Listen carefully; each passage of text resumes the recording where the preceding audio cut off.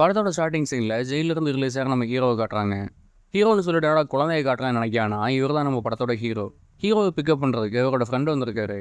காரில் போயிட்டு இருக்கும்போது அவங்களோட பாஸ் ஒரு டைமண்டை திருணுன்னு வேலை கொடுத்துருக்கிறதா ஒரு ஃப்ரெண்டு சொல்லிட்டு வர்றாரு. கட் பண்ணா ஒரு ஹோட்டலில் ஹஸ்பண்ட் அண்ட் ஒய்ஃப் பேசிகிட்டு இருக்காங்க. அப்போ அந்த ஒய்ஃப் உங்ககிட்ட ஒரு குட் நியூஸ் சொல்லணும்னு வெக்கப்பட்டுட்டே இருக்கவும் அவங்க ப்ரெக்னெண்ட்டாக இருக்காங்கன்னு நினச்சி நான் அப்பா ஆக போகிறேன்னு கத்தி சொல்கிறான். ஆனால் அவங்க ஒய்ஃபோ நான் ப்ரெக்னெண்ட்டாலாம் இல்லை, எனக்கு வேலையில் ப்ரொமோஷன் கிடச்சிருக்கு, அதை தான் சொல்ல வந்தேன்னு சொல்கிறாங்க. இவங்களுக்கு குழந்தை பெற்றுக்கணும்னு ஆசை, பட் இவங்க வேலைன்னு இருக்காங்க. அப்போ ஃப்ரெண்டு திருடன் ஒரு பேகை தோளில் போட்டுட்டு நகைக்கடைக்குள்ளே வரான். அங்கே இருக்க ஒரு ஜுவல்லை வாங்குற மாதிரி பேசிகிட்டு இருக்கும்போது அந்த பேக் மட்டும் தனியாக நடந்து போகுது. என்னடான்னு பார்த்தா நம்ம ஹீரோவை அந்த பேகுக்குள்ளே வச்சு லக்கேஜ் மாதிரி தூக்கிட்டு வந்திருக்கான். மெதுவாக நடந்து போய் அங்கே ஷோகேஸ்க்கு கீழே ஓட்ட போட்டு அந்த டைமண்டை தூக்கிடுறாங்க. திரும்ப அந்த பேக்கோட ஹீரோவை தோளில் போட்டுட்டு எதுவுமே நடக்கிற மாதிரி வெளியில் போயிடுறான். ஒரு வழியாக வெளியில் வந்து கார் எடுத்துட்டு தப்பிக்கலாம்னு நினைக்கும் போது நோ பார்க்கிங்கில் வண்டி விட்டுருப்பாங்க போல, காரோட வீல் லாக் போட்டு வச்சிருக்காங்க. அதே டைமில் அந்த இடத்துக்கு போலீஸ் வந்ததுனால பக்கத்தில் இருந்த சூப்பர் மார்க்கெட்டுக்குள்ளே போய் ஒளிஞ்சிக்கிறாங்க. அங்கிருந்த ஒரு பொண்ணோட ஹேண்ட்பேக்கில் டைமண்டை போட்டுட்டு ஒளிஞ்சிக்கிறாங்க. கொஞ்ச நேரத்துக்கு முன்னாடி ஹோட்டலில் ப்ரொமோஷன் கிடைச்சிருச்சுன்னு பேசிட்டு இருந்தாங்கல்ல, அவங்களோட ஹேண்ட்பேக்கில் தான் ஹீரோ டைமண்டை போட்டிருக்காரு. திரும்ப டைமண்ட் எடுக்கலான்னு ட்ரை பண்ணும்போது பில் பண்ணிட்டு அவங்க அங்கிருந்து போயிடுறாங்க. ஸோ இவங்களும் ஒரு டாக்ஸி பிடிச்சி பின்னாடியே ஃபாலோ பண்ணி வீட்டை கண்டுபிடிச்சிடுறாங்க. நம்ம ஹீரோ போய் விண்டோ வழியாக பார்க்குறான். அப்போ ஹீரோயினோட அப்பா ஹீரோவை பயங்கரமாக திட்டிட்டு இருக்காரு. இவங்களுக்கு குழந்தை இல்லாததுக்கு நம்ம ஹீரோ தான் காரணம்னு சொல்லி சண்டை போட்டுட்டு இருக்காரு. எப்படியா அந்த டைமண்ட் எடுக்கலான்னு ரெண்டு பேரும் யோசிச்சுட்டு இருக்கும்போது அந்த வழியை ஒருத்தங்க குழந்தைய வண்டியில் வச்சு தள்ளிட்டு போகிறத பார்த்ததும் ஹீரோவோட ஃப்ரெண்டு என்கிட்ட ஒரு செம்ம ஐடியா இருக்குன்னு ஹீரோவை பார்க்குறான். கட் பண்ணா ஹீரோவுக்கு ஷேவிங்லாம் பண்ணி குழந்தை மாதிரி ட்ரெஸ் போட்டு ஒரு கூடைக்குள்ள வச்சு அதை அந்த வீட்டுக்கு முன்னாடி வச்சு காலிங் பெல் அடிச்சுட்டு போய் ஒளிஞ்சிக்கிறான். அப்போ அங்கே வந்து ஒரு நாய் நம்ம ஹீரோ பாத்ரூமை யூஸ் பண்ணிட்டு போகுது. அதுக்கப்புறம் வீட்டுக்குள்ள வந்து அந்த ஹஸ்பண்ட் வந்து நம்ம ஹீரோ உள்ள தூக்கிட்டு போகிறாங்க.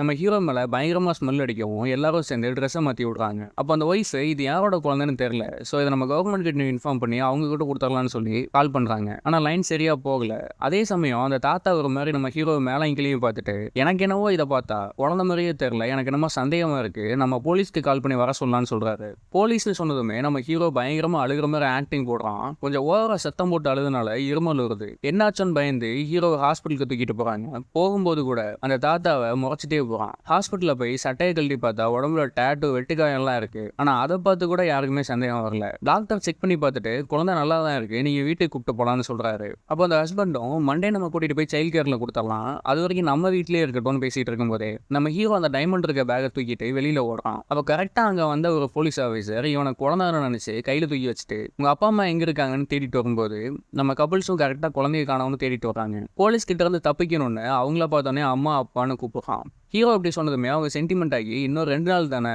இந்த குழந்தைய நம்மளே வீட்டில் வச்சு பார்த்துக்கலான்னு ஹீரோயின் சொல்லிடுறாங்க. அதே சமயம் இந்த பக்கம் ஹீரோட ஃப்ரெண்டை பிடிச்சி டைமண்ட் எங்கன்னு அந்த பாஸ் கேட்டுட்டு இருக்கான். அதுக்கு அந்த ஃப்ரெண்டு டைமண்ட் வேற இடத்துல மாட்டிக்கிச்சு, அதை எடுக்க தான் ஹீரோ போயிருக்கான். இன்னும் 2-3 நாளில் டைமண்ட் கிடைச்சிக்கோன்னு சொல்கிறான். அதுக்கு அந்த பாஸும் இன்னும் ஒரே நாளில் எனக்கு டைமண்ட் வரணும், இல்லைனா அவ்வளோதான்னு சொல்கிறாரு. கட் பண்ணால் நம்ம ஹீரோவை அவங்களோட ஃப்ரெண்ட்ஸ் அண்ட் நெய்பர்ஸ்க்கு இன்ட்ரோ பண்ணி வைக்க நம்ம கப்பல்ஸோட வீட்டில் பார்ட்டி அரேஞ்ச் பண்ணிட்டு இருக்காங்க. அங்கே வந்த எல்லாரும் நம்ம ஹீரோவை பார்த்து இந்த குழந்தைய பார்த்தா ஏதோ டவுட்டாகவே இருக்குன்னு ஒருத்தன் பேசிகிட்டு இருக்கான். அதே சமயம் நம்ம ஹீரோ ஒரு பொண்ணோட மடியில் உட்காந்து சேட்டை பண்ணிட்டு இருக்கான். இன்னொரு படி மேலே போய் வலுக்கட்டாயமாக அந்த பொண்ணை லிஃப்ட்லாக் அடிக்கிறான். சரி குழந்தை தானன்னு சொல்லி யாரும் சந்தேகப்படலை. ஒரு வழியாக பார்ட்டி முடிஞ்சு எல்லாரும் போனதுக்கப்புறம் ஹீரோவை குளிப்பாட்டி ட்ரெஸ் எல்லாம் போட்டு விட்டு தூங்க வைக்கலான்னு பெட்டில் படுக்க வச்சுட்டு அவங்க தூங்க போயிடுறாங்க. சரி எல்லாரும் தூங்கினதுக்கப்புறம் டைமண்ட் எடுத்துகிட்டு ஓடிடலான்னு ஹீரோ பிளான் பண்ணிட்டு இருக்கான். அப்போ மேலே குழந்தைங்கள தூங்க வைக்கிற மாதிரி ஒரு பொம்மை கட்டி விட்டுருக்காங்க. அது சுற்றிட்டே இருக்கிறத பார்த்ததும் இவனும் தூங்கிடுறான். நடுராத்திரியில் தான் தூக்கம் எந்திரிச்சு பார்க்குறான். திருட வந்த இடத்துல இப்படி நம்மளை குழந்தையாவே மாத்திட்டாங்களேன்னு நடந்து போய் டைமண்ட் இருக்க பேக் எடுத்துட்டு ஃப்ரெண்டுக்கு கால் பண்ணி வர சொல்றான். அப்போன்னு பார்த்து அந்த பக்கம் தாத்தா வந்துடுறாரு. ஹீரோ மேல ஆல்ரெடி ஒரு டவுட்டாவே இருந்துச்சு, அதனால கன் எடுத்துட்டு நீட்டி மிரட்டுறாரு. சத்தத்தை கேட்டு ஹஸ்பண்ட் வந்து பார்க்கும்போது அப்பான்னு கத்திட்டு அவர்கிட்ட ஓடிடுறான். சரி குழந்தைக்கு தூக்க வரலான்னு சொல்லி அவர் ஹீரோவை தூக்கிட்டு போறாரு. போகும்போது தாத்தாவை பார்த்து மிடில் ஃபிங்கரை காட்டிட்டு வெறுப்பேத்திட்டு போறான். கிச்சனை கூட்டிட்டு போய் பால் டப்பால பாலை ஊற்றி ஹீரோவை குடிக்க கொடுத்துட்டு உண்மையான அப்பா மாதிரி பாசத்தோட பேசுறாரு.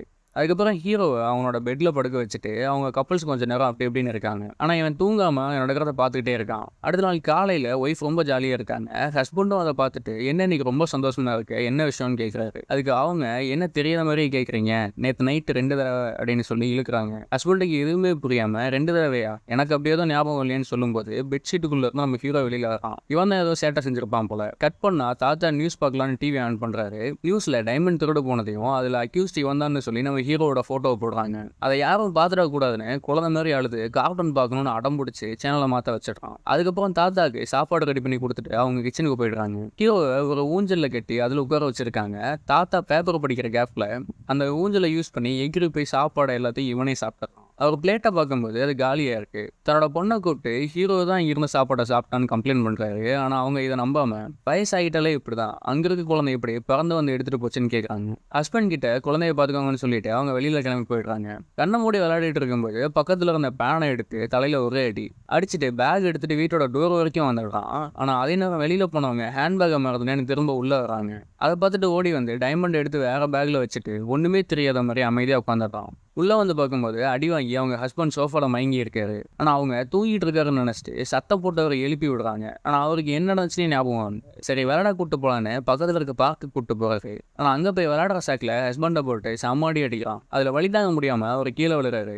அதே சமயம் ஹீரோட ஃப்ரெண்ட் அங்க வந்து டைமண்ட் எங்க இருக்குன்னு கேட்கறான். அங்க பெஞ்சில் இருக்க டைபர் பேக் காட்டி அதுலதான் இருக்குன்னு சொல்றான். ஆனா அங்க அதே நேரம் நிறைய பேக் இருக்கவும் எந்த பேக்னு தெரியாம குழம்பி போறாங்க. அங்கிருந்த 2 பேர் ஹீரோட ஃப்ரெண்டை பார்த்து குழந்தை கடத்த வந்தவன்னு தப்பா நினைச்சு சத்தம் போடவும் அவசரத்தில் அங்கிருந்து ஏதோ ஒரு பேக் எடுத்துட்டு ஓடிடுறான்.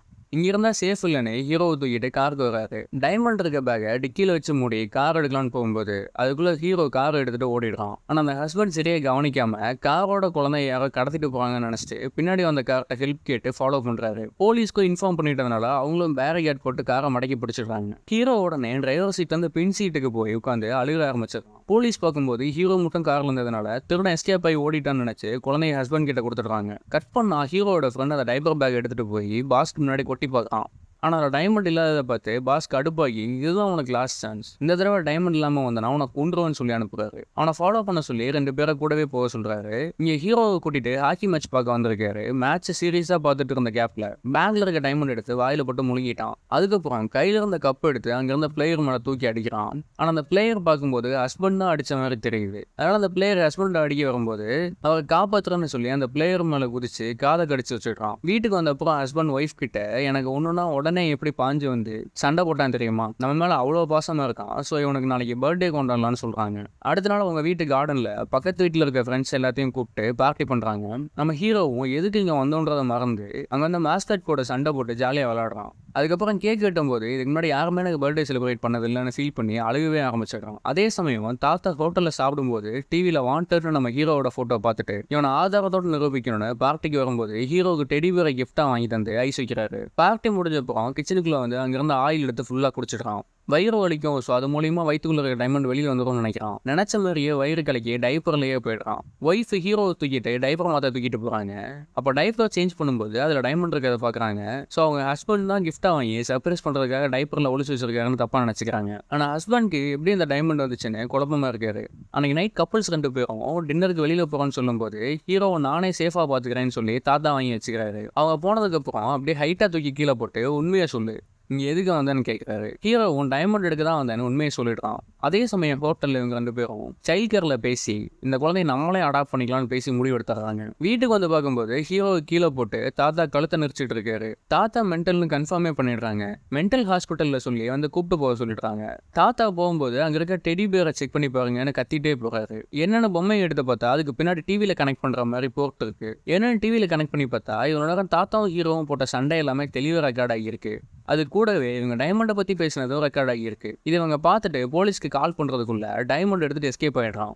அப்போன்னு பார்த்து ஹீரோட ஃப்ரெண்டை ஃபாலோ பண்ணிட்டு அந்த பாஸோட ஆளுங்க டைமண்டை தேடி வீட்டுக்குள்ளே போகிறாங்க. அப்படி வீட்டுக்குள்ளே போகிறத அந்த ஃப்ரெண்டு பார்த்துட்டான். இவ்வளோ நாள் அவங்க உன்னை பண்ண டார்ச்சருக்கு அவங்க வாங்கட்டும்னு சொல்கிறான். ஆனால் நம்ம ஹீரோக்கு மனசு கேட்காம ஃப்ரெண்டை பிடிச்சி கீழே தள்ளி விட்டுட்டு காரை திருப்பிட்டு வீட்டுக்கே போகிறான். அப்போ பாஸே நேரில் வந்து டைமண்ட் எங்கேன்னு ஹஸ்பண்டை மிரட்டிட்டு இருக்கான். ஹீரோ பழைய மாதிரி குழந்தை மாதிரி ட்ரெஸ் போட்டு அங்கே போகிறான். பாஸோட ஆளுங்க இவனை குழந்தைன்னு நினச்சி பெட்ரூம்க்கு தூக்கிட்டு போகிறாங்க. அங்கே வச்சு அடியாளுங்க எல்லாத்தையும் போட்டு புரட்டி எடுக்கிறான். எல்லாத்தையும் அடிச்சுட்டு கீழே பாஸ் கிட்ட வரான். அப்போ ஹஸ்பண்டை கன்னை வச்சு பாஸ் மிரட்டிட்டு இருக்கான். அங்கே வந்து ஏரோப்ளேன் பொம்மையை செட் பண்ணி கரெக்டாக காலுக்கு சென்டரில் அடிக்க விடுறான். கரெக்டாக போலீஸும் வர பாஸ் அவனோட ஆளுங்க எல்லாம் அரெஸ்ட் பண்ணிட்டு போகிறாங்க. அதே சமயம் ஒரு போலீஸ் நம்ம ஹீரோவை கையில் தூக்கி வச்சுட்டு இது யாருன்னு ஹஸ்பண்ட் கிட்ட கேட்குறாரு. ஹஸ்பண்ட் நினச்சா இப்போ ஹீரோ போலீஸ் கிட்ட மாட்டி விட முடியும். ஆனால் உயிரோ பணையும் வச்சு இவங்க கூட சண்டை போட்டு காப்பாற்றினது எல்லாத்தையும் நினச்சி பார்த்துட்டு இவனை போலீஸ் கிட்ட காட்டி கொடுக்காம என்னோட பையன் தானே சொல்கிறாரு. அதுவும் இல்லாமல் நியூஸில் டைமண்ட் காணாமல் போச்சு, அதை கண்டுபிடிச்சி கொடுத்த ரிவார்ட் கிடைக்கும்னு பார்த்தேன், உண்மையான கேட்குறாரு. அதுக்கு அந்த போலீஸும் ஆமான்னு சொல்கிறாங்க. உடனே கையில் இருந்த டைமண்டை போலீஸ் கிட்ட கொடுத்துட்டு அந்த பாஸ் கிட்ட இருந்துச்சுன்னு சொல்கிறாரு. போலீஸ் போனதுக்கப்புறம் ஹீரோ ஹஸ்பண்டை பார்த்து எனக்கு அப்பா அம்மா யாரும் இல்லை, அதனால எனக்கு பாசம் அன்புனா என்னன்னே தெரியாது, உன்கிட்ட தான் அப்பா பாசம்னா என்னன்னு தெரிஞ்சுக்கிட்டேன், கண்டிப்பாக ஃபியூச்சரில் நீ நல்லா அப்பாவை வருவேன்னு சொல்லிட்டு ஃபீலிங்ஸோட கிளம்புறான். அதை பார்த்து ஹஸ்பண்டுக்கும் ஃபீல் ஆகிடுது. நீயும் எங்கள் வீட்டில் ஒருத்தர் இங்கேயே இறந்துடுன்னு சொல்கிறாரு. அதை கேட்டதான் ஹீரோவுக்கு ரொம்ப சந்தோஷம். கட் பண்ணால் ஒரு வருஷத்துக்கு அப்புறம்னு காட்டுறாங்க. தாத்தா மென்டல்னு தெரிஞ்சுட்டு திரும்பவும் கூட்டிகிட்டு வந்துட்டாங்க. அதுவும் இல்லாமல் ஹீரோனுக்கு குழந்தையும் பிறந்திருக்கு. அந்த குழந்தைக்கும் நம்ம ஹீரோ தான் பாட்டிலில் பால் கொண்டு வரோம். ஆனால் இங்கே பிரச்சனை என்னன்னா அந்த குழந்தை பார்க்க அப்படியே நம்ம ஹீரோ மாதிரியே இருக்குது. இந்த இடத்துல இந்த படம் முடியுது. இன்னொரு நல்ல படத்தில் மீட் பண்ணலாம்.